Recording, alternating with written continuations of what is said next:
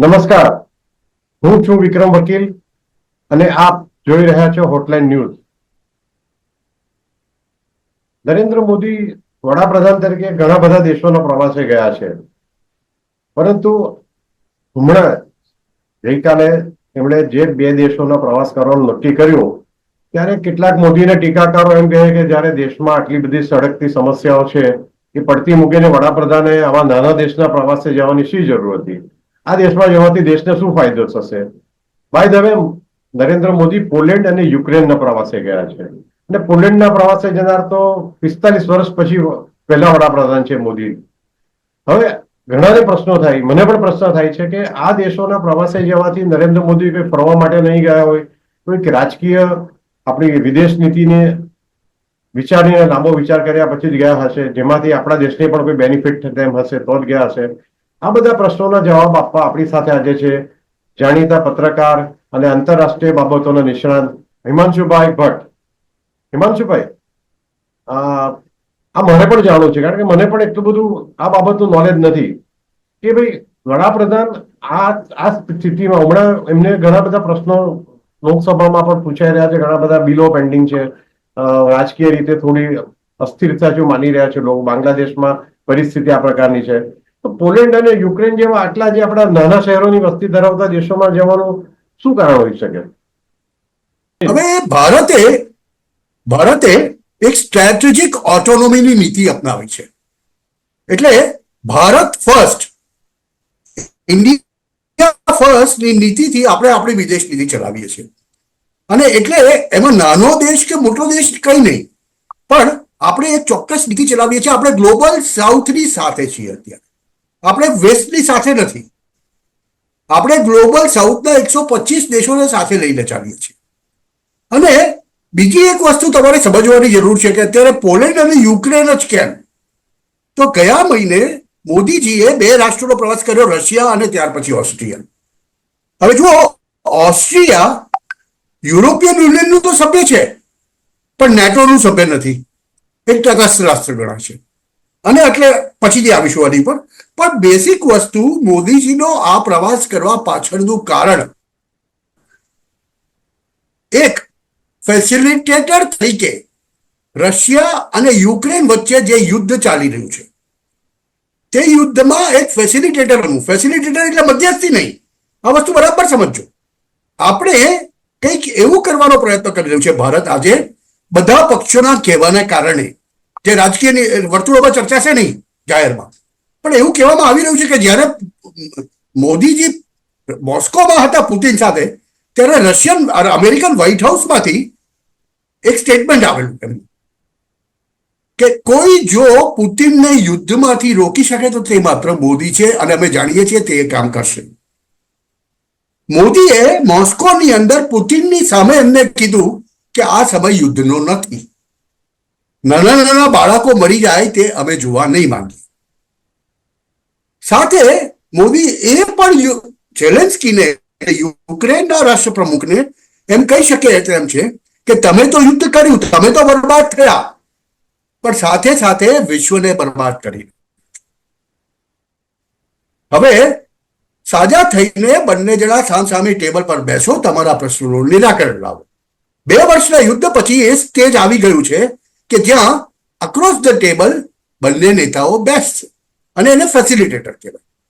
ભારત એ ફેસિલિટેટરની ભૂમિકા અત્યારે ભજવી રહ્યું છે.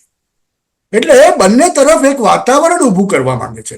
તમે યાદ કરો, 2022ની અંદર જ્યારે એ યુદ્ધ શરૂ થયું ત્યારે ભારતીય વિદેશ મંત્રાલયે હંગામી યુદ્ધ વિરામ કરાવીને ભારતીય વિદ્યાર્થીઓને યુક્રેનમાંથી બહાર કાઢ્યા હતા. રશિયાએ પણ એ યુદ્ધ વિરામ કર્યો, ભારતીય વિદ્યાર્થીઓ વોર ઝોનમાંથી બહાર જઈ શકે તે માટે.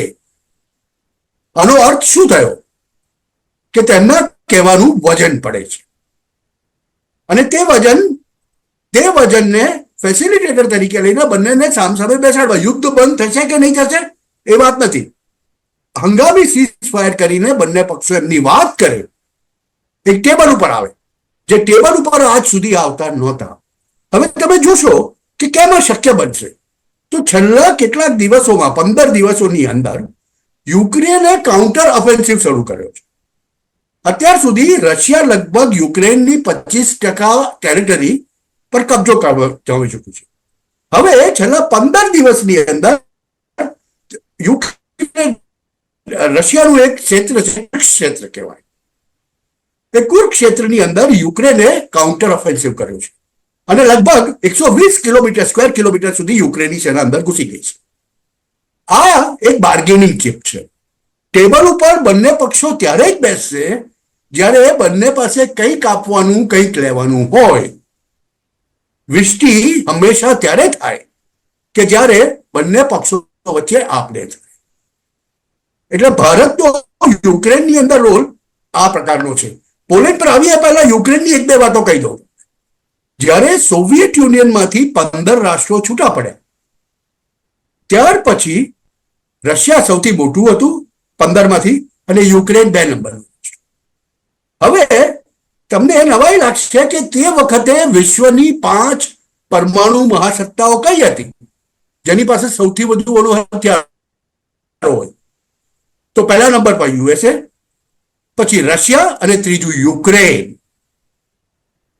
એ યુક્રેને પશ્ચિમી દેશો યુએસએ અને વેસ્ટર્ન કન્ટ્રીઝના કહેવાથી એમના પરમાણુ હથિયારોનો નાશ કર્યો અને આજે એ સ્થિતિ છે કે યુક્રેન પાસે લડવાનું કઈ.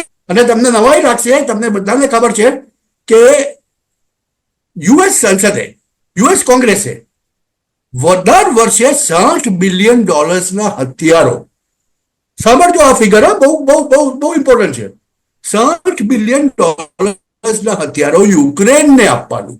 એ ક્યાં બને? American military કોમ્પ્લેક્સમાં. $60 બિલિયન હથિયારો યુક્રેનને પૂરા કર્યું છે. ડોલર તો નહીં આવે પણ $60 બિલિયન અમેરિકી મિલિટરી કોમ્પ્લેક્સમાં બનેલા હથિયારો આવતા. 1939 ની અંદર જ્યારે સેકન્ડ વર્લ્ડ વોરની શરૂઆત થયેલી ત્યારે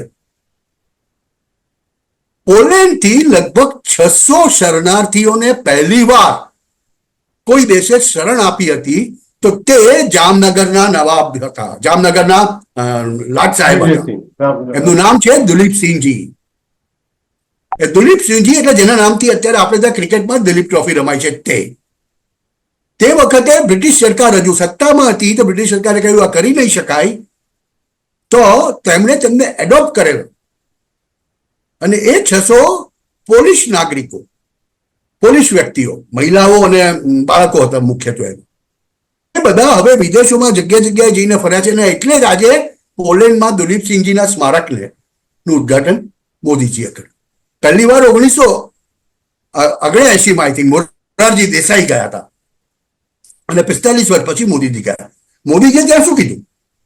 નરેન્દ્રભાઈએ બહુ સ્પષ્ટપણે કહ્યું કે અમારી સરકારની નીતિ ડાયસ્પોરાને અવગણવાની નથી. એટલે પછી યુએસમાં ભલે 20 લાખ ભારતીયો હોય તો તે ડાયસ્પોરાને પણ મોદીજી મળે છે અને પોલેન્ડમાં ખાલી 20,000 લોકો છે તો કે તેમને પણ મળે છે. એટલે ઘણા બધા જે આપણા દેશની અંદર ઘણા બધા લોકોના જે પ્રશ્નો છે ને, ઉભા કરાયેલા પ્રશ્નો કે આ બધું આજુબાજુમાં ચાલી રહ્યું છે, ભાઈ એ સમજો કે જો એક યુક્રેન અને રશિયન યુદ્ધ બંધ થઈ જાય તો આજે ઇકોનોમી પર કેટલી રાહત રહી. 2020માં કોવિડ શરૂ થયું ત્યારે આપણી ઉપર, આપણા દેશ ઉપર આપણા વિરોધ પક્ષો દ્વારા એવા નાટકો થયા હતા. રાહુલ ગાંધી, સોનિયા ગાંધીએ કહી દીધું કે અમે તો આ વેક્સિન નહીં લઈએ, કોવેક્સિન અને કોવિશિલ્ડ, અમને તો ફાઇઝરની વેક્સિન જોઈએ. આજે રેટ્રોસ્પેક્ટિવલી તમે જુઓ તો તમને ખ્યાલ આવશે કે જેટલા લોકો ફાઇઝરની વેક્સિન લઈને મરી ગયા તેનાથી 10% લોકો પણ કોવેક્સિન અને કોવિશિલ્ડ લઈને નથી મર્યા. અને ભારતે માત્ર કોવેક્સિન અને કોવિશિલ્ડ લઈને પોતાના 200 કરોડ ડોઝ આપ્યા, એ તો ખરું જ, સાથે સાથે બીજા 100 કરોડ ડોઝ આખી દુનિયાને વેચ્યા. આ ભારત ફર્સ્ટની જે નીતિ છે તે ભારત અપનાવી રહ્યું છે અને તેનો એક બહુ મોટો ભાગ છે અને તે યુરોપમાં લુક ઈસ્ટ. અત્યારે પોલેન્ડ જો કહીએ તો તે મધ્ય યુરોપ છે. બીજી એક મહત્વની વાત તે સાંભળવાની જરૂર છે, Ukraine was the food basket of the world. યુક્રેનમાં જેટલા ઘઉં ઉગતા હતા એટલા દુનિયામાં કશે નહોતા ઉગતા. આજે સ્થિતિ એ આવી ગઈ છે કે અડધું યુક્રેન ખંડેર બની ગયું છે. એટલે વખત એ આવી ગયો છે કે યુક્રેન અને રશિયાએ કોઈ પણ હિસાબે યુદ્ધ બંધ કરવું જ પડશે. અને મોદીજીની વિઝિટનો એક આશય ભારત ફર્સ્ટ, પણ સાથે સાથે જો આપણે વિશ્વ મિત્રની ભૂમિકા નિભાવી શકીએ તો એક ફેસિલિટેટર તરીકે યુક્રેન અને રશિયાના જંગમાં નિભાવવાની છે. હું તો આને આ રીતે જોઈ રહ્યો છું. અને મોદીજી ખાલી એક જ એવા ડેન્જર છે કે તેમને બાય રેલ આખી રાતનું રેલવેનું ટ્રાવેલિંગ કરીને, પણ એ દુનિયાના બધા જ નેતાઓ જ્યારે પોલેન્ડથી યુક્રેન જાય ત્યારે એ ટ્રેનમાં જ જતા હોય છે. મોદીજી પણ એ રીતે ટ્રાવેલ કરવાના છે અને એમના માટે પહેલી વાર છે.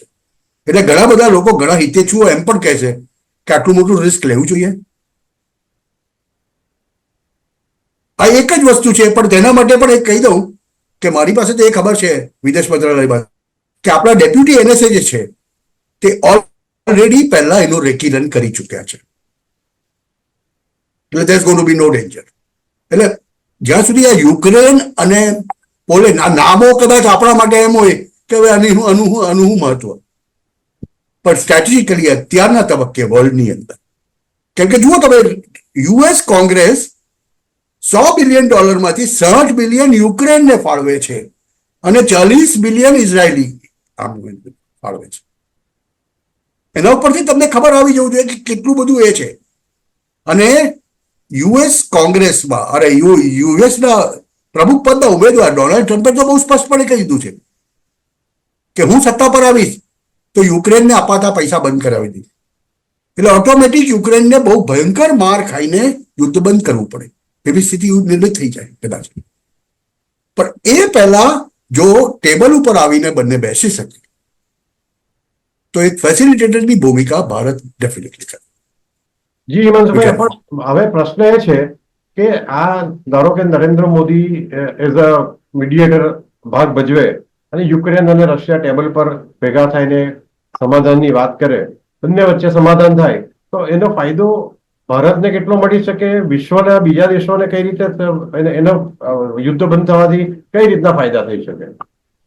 પહેલી વાત કરી કે યુદ્ધ બંધ થઈ જાય ને એક વિસ્તારમાં, આજે વિશ્વમાં તમે જુઓ તો નાના મોટા તો 50-55 યુદ્ધ ચાલે છે, પણ મેજર યુદ્ધ કયા ચાલે છે અત્યારે? યુક્રેન, રશિયા અને આ બાજુ મિડલ ઇસ્ટમાં ઇઝરાયલ અને હમાસ. હવે બાંગ્લાદેશ વાળું ઊભું થયું છે. હવે આ જો એકવાર એક મેજર યુદ્ધ બંધ થઈ ગયું તો શું થાય? તો એ થાય કે સપ્લાય ચેનલ રૂટ્સ જે છે બધા, તેમાંના એ વિસ્તારના બધા સપ્લાય ચેનલ રૂટ્સ ક્લિયર થઈ જાય. એટલે જે લોજિસ્ટિક કોસ્ટ આજે તમને 12%-14% પડે છે, ઘણી બધી વસ્તુઓની લોજિસ્ટિક કોસ્ટ આપણને 14% અને 16% પડે છે આ યુદ્ધને કારણે, જે ઓરિજિનલી 12% જ છે. તો તે વિશ્વના બધા દેશોને, એટલે તમને નવાઈ લાગશે, તમે જુઓ આ બહુ સ્ટ્રેટેજિક છે. આજે પોલેન્ડમાં છે નરેન્દ્રભાઈ, પણ આજથી 4 દિવસ પહેલા તેમણે વર્ચ્યુઅલી ગ્લોબલ સાઉથના 125 દેશો સાથે વાત કરી છે. એમના પ્રશ્નો શું છે? તો કે એમની સપ્લાય ચેન્સ, એમના રૂટ્સ, એમને જરૂરિયાતની વસ્તુઓ એ બધી અત્યારે બ્લોક થઈ રહી છે અને they want this war to stop. હવે આના માટેનો એક પ્રયત્ન તો કરવો જ રહ્યો. મેં તમને કહ્યું તેમ કે દાખલા તરીકે આજે હમણાં એક બાજુ ન કરે નારાયણને એક ઈરાનમાં બી, ઈરાન અને અમેરિકા વચ્ચે બી યુદ્ધ ફાટી નીકળે, ઈરાન અને ઇઝરાયલ વચ્ચે. તો અત્યારે 10 વર્ષ માટે ચાબાર પોર્ટ ભારતે લીધું છે, ત્યાં ઓપરેશન કેટલું ઓછું થઈ જાય.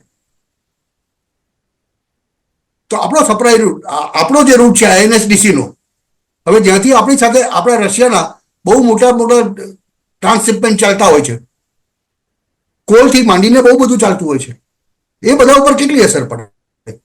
હવે બહુ સિમ્પલ વસ્તુ છે કે જનરલી સ્પીકિંગ એવું કહેવાય કે લોજિસ્ટિક કોસ્ટ જે હોય છે તે લોજિસ્ટિક કોસ્ટ તમને વિશ્વની અંદર આંતરરાષ્ટ્રીય માર્કેટ માટે કોમ્પિટિટિવ બનાવે છે. હવે લોજિસ્ટિક કોસ્ટ ક્યારેય 6 થી 8% વધારે ન હોવી જોઈએ, તો જ તમે ઇન્ટરનેશનલી કમ્પીટ કરી શકો. બધા યુરોપિયન દેશો અત્યાર સુધી 6 થી 8%માં ચાલતા હતા, પણ જેવું એ વોર ચાલુ થઈ એમણે ઓઇલ લેવાનું બંધ કરી દીધું રશિયા પાસેથી. પરિણામ શું થયું કે જે ઓઇલ એ લોકો $72 લેતા હતા તે ઓઇલ એ લોકોને $78 ભારત પાસેથી લેવું પડ્યું. હવે જોજો આમાં રશિયાએ તો એ જ ઓઇલ જે એ લોકોના 72 વેચતા હતા ભારતને ડિસ્કાઉન્ટ આપીને $64 વેચ્યું. ભારતે એની ઉપર રિફાઇનમેન્ટ કર્યું અને ભારતે એ ઓઇલ $78 પાછું એ લોકોને જ વેચ્યું. તમે સેન્કશન મૂક્યા પણ એની કેટલી બધી અસર વેસ્ટર્ન યુરોપ પર થઈ, વેસ્ટર્ન યુરોપ પર કેટલું બધું ઇન્ફ્લેશન થઈ ગયું. એટલે આ પ્રકારે લોજિસ્ટિક હજુ બી ભારતની અંદર આપણે જોઈએ તો આ ઇન્ફ્રાસ્ટ્રક્ચર કેમ બની રહ્યું છે? આ બની રહ્યું છે એટલા માટે કે વર્લ્ડ ક્લાસ ઇન્ફ્રાસ્ટ્રક્ચર હોય તો તમારી લોજિસ્ટિક કોસ્ટ જે આજે ભારતની એટ એવરેજ 12 થી 13% આવતી હોય છે, અને એના કારણે ઘણી બધી વસ્તુઓ આપણે ઇન્ટરનેશનલી કમ્પીટ નથી કરી શકતા. તે ઘટાડીને 12 પરથી 8% ઉપર લાવવી પડે, અને તે ક્યાં શક્ય છે? તમારું લોજિસ્ટિક વર્લ્ડ ક્લાસ ઇન્ફ્રાસ્ટ્રક્ચરની સાથે સપ્લાય ચેન તમે બનાવી શકો. આજે જ્યારે બહુ બધા દેશો ચાઇનાથી ખસીને વિયેતનામ, ભારત, કંબોડિયા તરફ જવાનો પ્રયત્ન કરી રહ્યા છે, કેમ? કે એક નાનકડા યુદ્ધથી સપ્લાય ચેન સંપૂર્ણપણે બંધ થઈ જતી હોય છે. આજે હુતીઝ જે બેઠા છે, જે લોકો રોકેટ મારો કર્યા કરે છે, તમારે આખી દુનિયાની જેટલી શિપ જતી હોય તેટલીને ત્યાં આગળ રોકી રાખે છે રેડ સીની અંદર. ભારતે એનું પેટ્રોલિંગ ચાલુ કર્યું છે. હિમાંશુભાઈ, કહેવાનો અર્થ એ, હા બોલો. આપણા વડાપ્રધાન નરેન્દ્ર મોદીના યુક્રેન વિઝિટ વિશે રશિયા શું વિચારતો છે, અથવા રશિયાને વિશ્વાસમાં લઈને આ નિર્ણય લેવામાં આવ્યો છે કે નહીં? Russia definitely nose it. હું તો એટલે સુધી માનું છું કે મોદીજી પુતિનનો કોઈ સંદેશ લઈને જઈ રહ્યા છે. જો ઇન્ડો રશિયન જે ફ્રેન્ડશિપ છે, ઇન્ડો રશિયન અન્ડરસ્ટેન્ડિંગ છે, તે આજે વિશ્વમાં સૌથી સારી છે ભારત માટે. યુએસ સાથે પણ આટલી બધી અન્ડરસ્ટેન્ડિંગ નથી. આ વાત સમજી લેજો. વ્લાદિમીર પુતિનના ઓપ્ટિક્સ, તમે મોદીજીની ત્યાં વિઝિટ હતી ત્યારે એમને ગોલ્ફ કાર્ટમાં બેસાડીને પોતાના મેન્શનમાં ફેરવવા આ વ્લાદિમીર પુતિન કોઈની સાથે કરતા નથી. અને વ્લાદિમીર પુતિનનો બહુ સ્પષ્ટપણે સંદેશ છે. જો બનવાનું છે કે જે લોકો વિચાર કરી રહ્યા છે, જે લોકો જીઓપોલિટિક્સ નું અધ્યયન કરી રહ્યા છે, મારા જેવા લોકો, એ લોકો તો આ વસ્તુ સમજી રહ્યા છે કે બનશે એવું કે યુક્રેન કન્ટ્રી તરીકે એક એન્ટિટી નહીં રહે. એક ભાગ રશિયાને જે જોઈએ છે તે લઈ લેશે, ક્રિમિયા અને એથી, અને બીજો ભાગ અમેરિકન મિલિટરી કોમ્પ્લેક્સ, બ્લેક રોક અને વેનગાર્ડ જેવી બીજી કંપનીઓ રિકન્સ્ટ્રક્શનના નામે યુક્રેનની અંદર આવીને બેસી જશે. એટલે એ લોકોની ઇકોનોમી એ રીતે પણ રિબિલ્ડિંગમાં ચાલુ. અમેરિકાની એક બહુ સ્પષ્ટપણે આદત રહી છે કે તે હંમેશા દુનિયામાં ક્યાંક ને ક્યાંક વોર કરાવતું રહે, કેમ કે આ વોર ટાઈમ ઇકોનોમી પર જીવિત રહેનારું રાષ્ટ્ર છે. કે ક્યાંક લડાઈ થાય તો એકને એ હથિયાર વેચી શકે.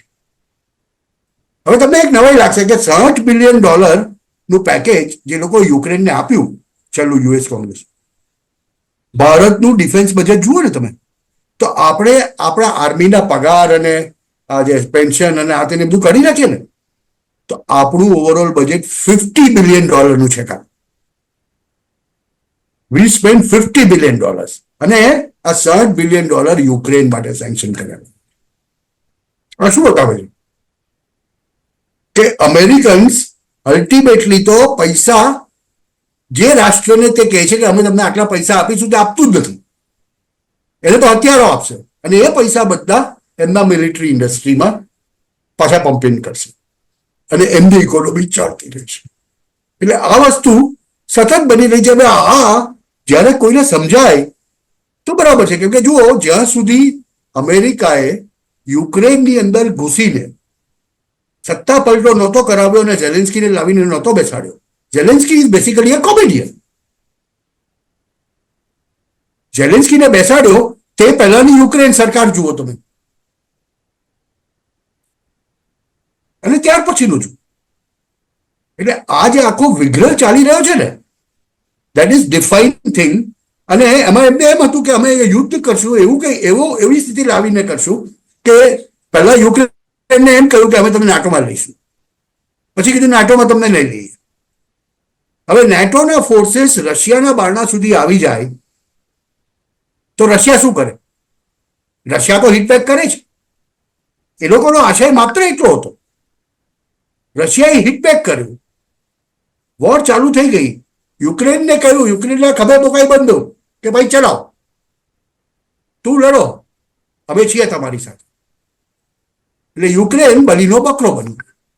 અને this is still going on. અને એ લોકોનું માનવું એમ હતું કે રશિયન ઇકોનોમી તૂટી પડશે. પણ હમણાંનો આ વર્ષનો રિપોર્ટ કહે છે કે Russian economy has progressed. Russian standard of living has gone up. Per capita income જેને આપણે કહીએ કે Russian public is in a rich community.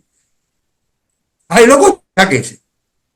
એટલે એમનો આશય તો સફળ થયો નથી. હિમાંશુભાઈ, હવે બીજો એક પ્રશ્ન આપણી સમક્ષ એ છે કે જનરલી વડાપ્રધાન આપણા દેશના કોઈ પણ મોદી હોય કે એ પહેલાના મનમોહનસિંહ હોય કે બીજા એ પહેલાના કોઈ પણ હોય, વાજપેયીજી હોય, એ જયારે અમેરિકા કે પાકિસ્તાનના પ્રવાસે એવા જાય છે ત્યારે 3-4 દિવસ સુધી મેઇન સ્ટ્રીમ મીડિયામાં હેડલાઇન જ બને છે. પણ સરપ્રાઇઝિંગલી આ વખતના નરેન્દ્ર મોદીના જે યુક્રેન અને પોલેન્ડના પ્રવાસ વિશે એક કોલમમાં થી વધારે કોઈ ન્યૂઝ નથી પ્રકાશિત થતા. અથવા તો એટલે મારું એમ પૂછવું છે કે મીડિયા પણ આ પ્રવાસને અગત્યતા નથી આપતું. એનું કારણ કે એને સમજી નથી શકતું ઊંડાણમાં, કે બીજું કારણ છે? અને સમજી નથી શકતું એ તો નહીં કહેવાય, એમને ખબર છે. પણ આ છે ને, આ એક ગેમ હોય છે. હું એવું માનું છું કે રાજકારણમાં આ એક ગેમ છે, અંડર પ્લે કરવાનું. આ સરકારી લેવલેથી અને અંડર પ્લે થયું છે. કેમ કે પહેલેથી બહુ બધું હાઈપ જમાવી દો કે અમે બેને ટેબલ પર બેસાડીશું, અને પછી ન થયું તો?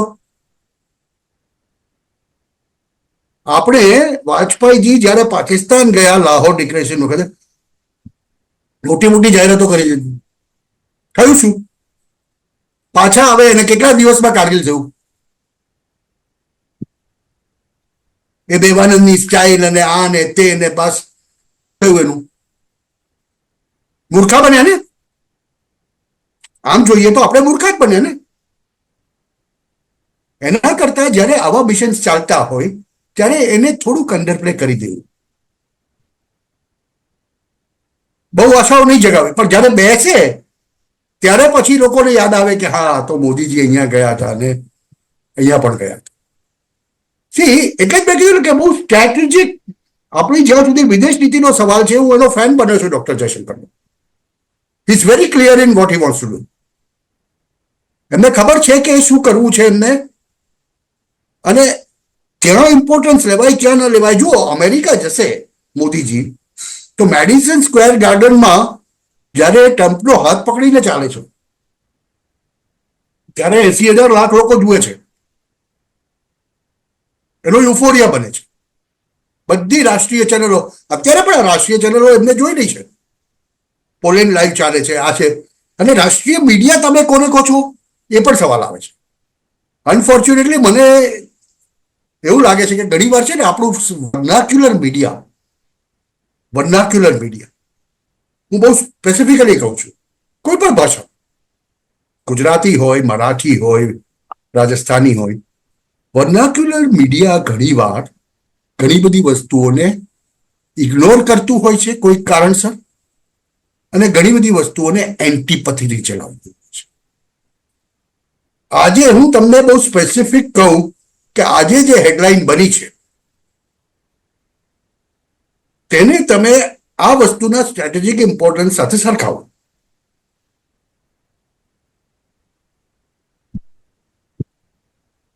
Vernacular media. આપણે કોઈ મીડિયાનું નામ નહીં લઈએ, પણ યુ હેવ ટુ થિંક. એટલે ઘણીવાર શું છે, મીડિયા, એ વાત તો હું ચોક્કસ માનું છું કે બધા મીડિયા બાયસ હોય છે, પણ જ્યાં આગળ ભારત દેશની વાત આવે, ભારતની વાત આવે, ત્યારે તો એ વસ્તુ છોડો.